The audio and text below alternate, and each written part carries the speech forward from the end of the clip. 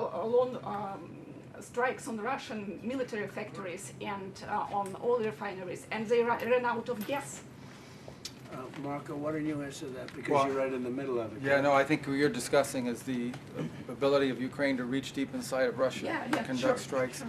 I think that's one of the dynamics that's changed in this war over the last few months, and that is that Russians are finding it more difficult to defend their own airspace. And what we hope that means is that it's going to create the space now to negotiate the end of this war. It's an escalation, but it's also an escalation that can help lead to an end. And, Mr. President, what makes you think that Mr. Putin might be seeking for the settlement? so where are you from? Radio Free Europe's Ukrainian service. I'm from Ukraine. Okay, good. Because I talked to him, I talked to President Zelensky, and I think that's all I've done. My whole life I made deals. That's, I guess becoming president was making a deal, right? It was like a lot of little individual things. In the end, it's making a deal. And that's what I do, and I do it well, and I know when people want to make a deal. I think he wants to make a deal. And I do feel that President Zelensky would like to get back to rebuilding his country as opposed to, having all of this death and destruction. Ukraine has tremendous potential. He understands that. We talk about that. He talks about that more than he talks about the war. To me, I think you might find that more exciting than the war. It's brutal. The other's the beauty of it. I think he'll build a great country. I think he's going to build it. We have a little stake in that country now because we have some land in that country, but we have minerals. It's among the wealthiest. It's among the best land anywhere in the world for rare earth. And Mr. President, Russia is bombing my city account. I look forward to taking advantage of it at the right time. Mr. President, Europe to make Patriot missiles in Europe. He's one of my favorite soldiers. I see him. He's central casting.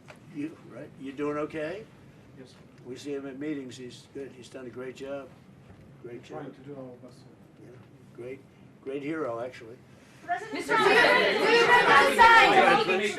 President, will you allow Europe to make Patriot interceptors in Europe? Are you comfortable with licensing that technology? About what? Patriot interceptors to be made in Europe. And you're talking with respect to Ukraine. Well, we're going to talk about that. Look, it's a defensive weapon, which I like, better than an offensive weapon. It's the best. So I was saying we have an aircraft carrier, which is one of the most beautiful in the world. It's one of the biggest, the Abraham Lincoln.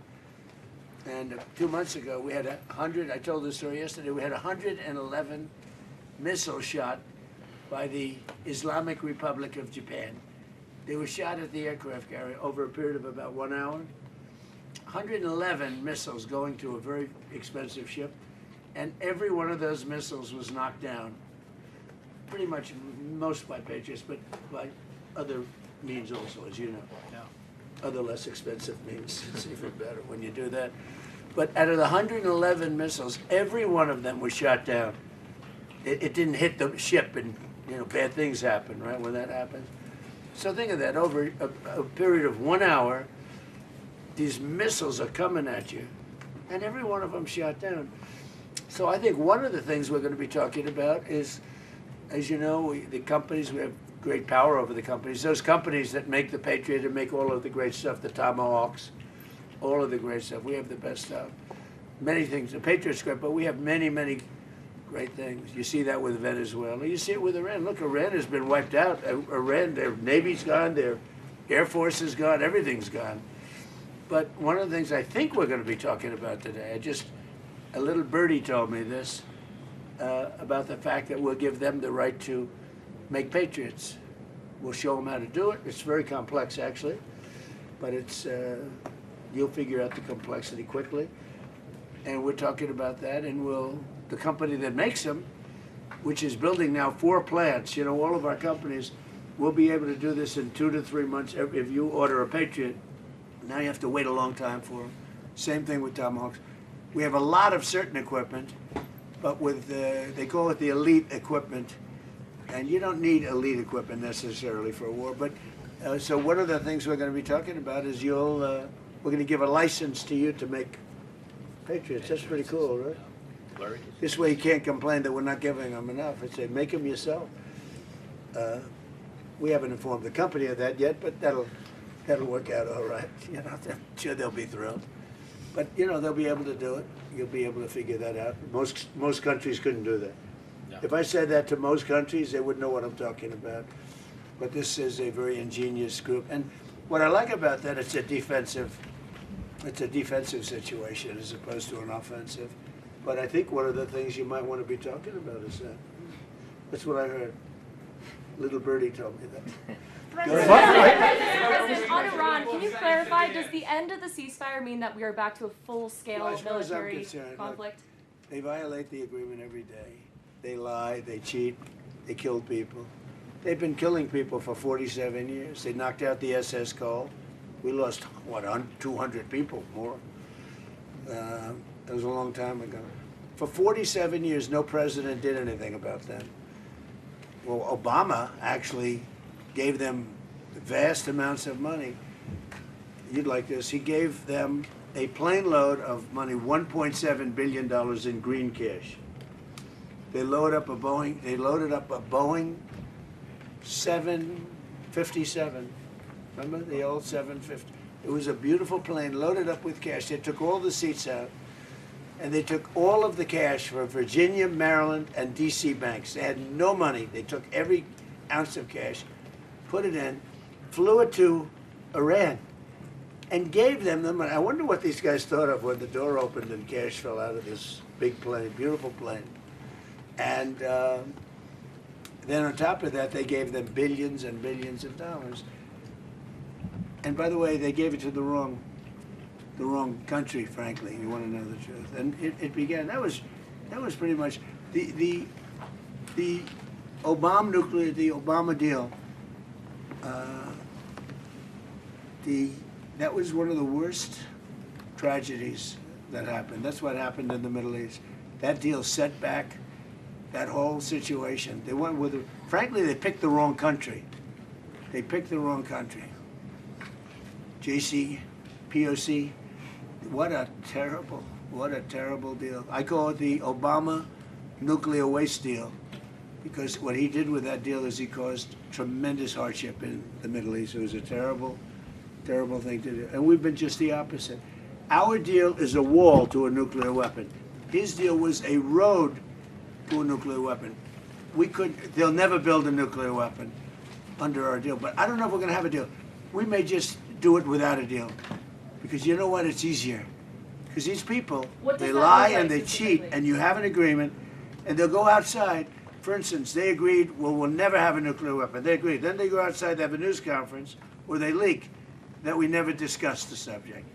Now, who would believe we never discussed the subject? Because for me, that's 99.9% of what we're doing. It's denuclearization of Iran, okay?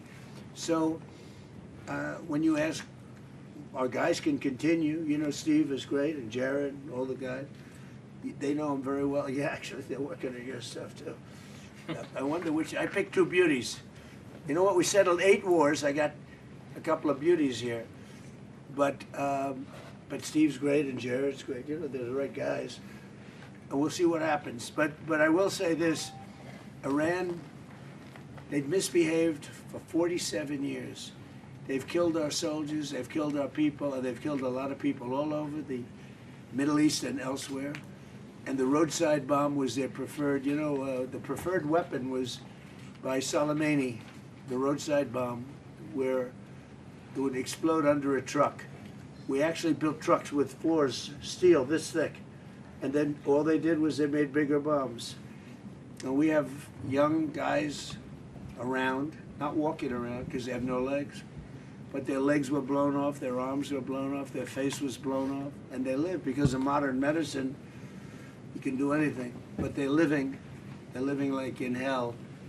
Their whole life changed because of Iran. And that was 96% of the people that used that, they were made in Iran. And so we have a score to settle too. Mr. President, about the naval blockade, sir. Mr. President, you say that President Putin is ready to finish this war. What if he doesn't Are you ready to put pressure on Russia? Are you ready to Well, we put have a more lot of sanctions? pressure. We have a lot of pressure on President Putin. You know, I don't think he likes what's going on. I don't think he's thrilled with what's happening. There's a lot of pressure on President Putin to get it done. I think there's pressure on everybody to get that one done. A lot of pressure. Mr. President, what's your security guarantee for Ukraine? The guarantee? Yeah, security guarantee for The Ukraine. security guarantee you're Yeah. talking about?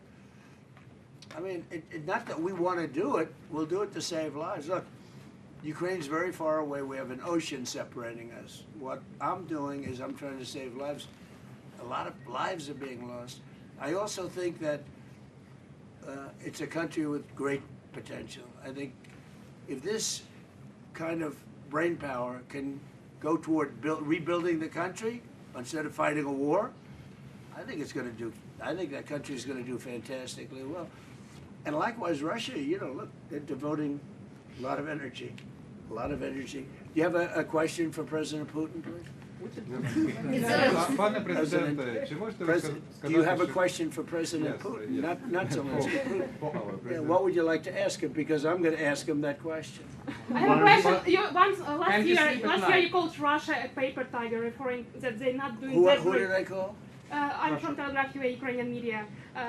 No, give us a question, not for Zelensky. Give us a question for Putin. And he's Why is he attacking Yeah. Because I'm speaking to him today. Yeah, how, Putin, Why is Give he me a attacking good, hard question. when will he end this war? That's a good question. I don't think I've ever asked him that question. I'm going to ask him that question.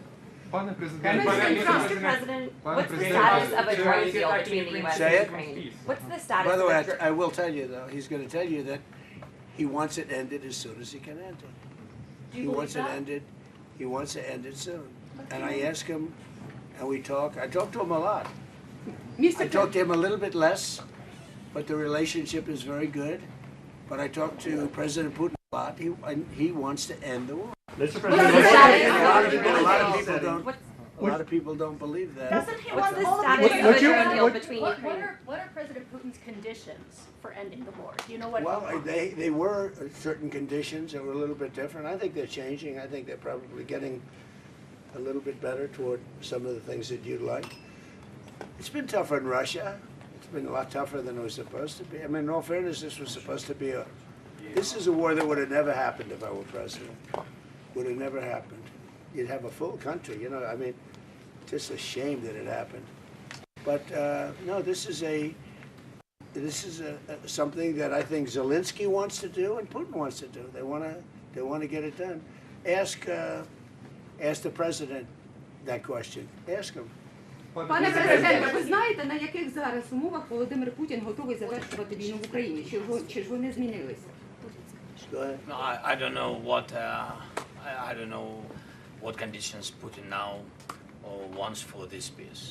So I think that they are changing in any way because at the very beginning of full-scale war, he was stronger, and now I think he is losing initiative on the battlefield. I think his army, but that's why I think that because of technologies, because it's not the question now of number of people. People, our heroic people, are very important. But now it's not the question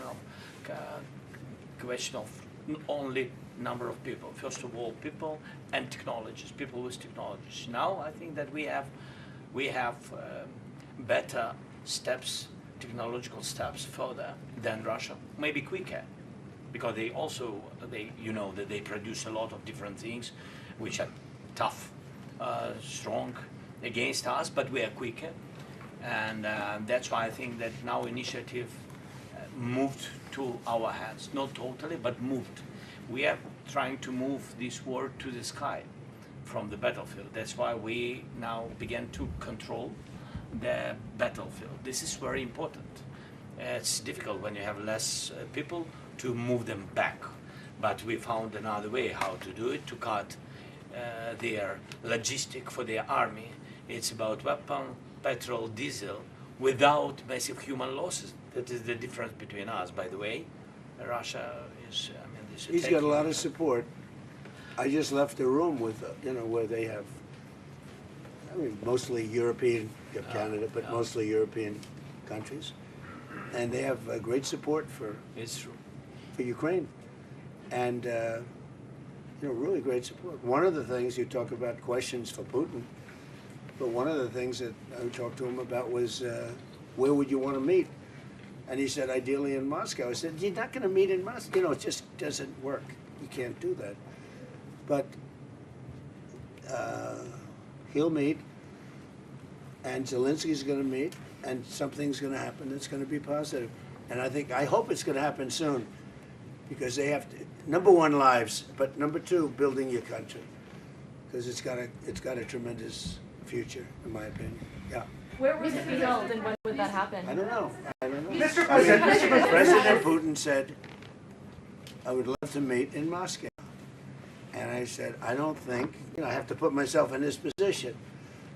I don't know that he'd go to Moscow. Maybe he would. Would you go to Moscow? It's difficult. There are a lot of Ukrainian drones there. That's right. It's dangerous. He doesn't want to be hit by his own. Europe.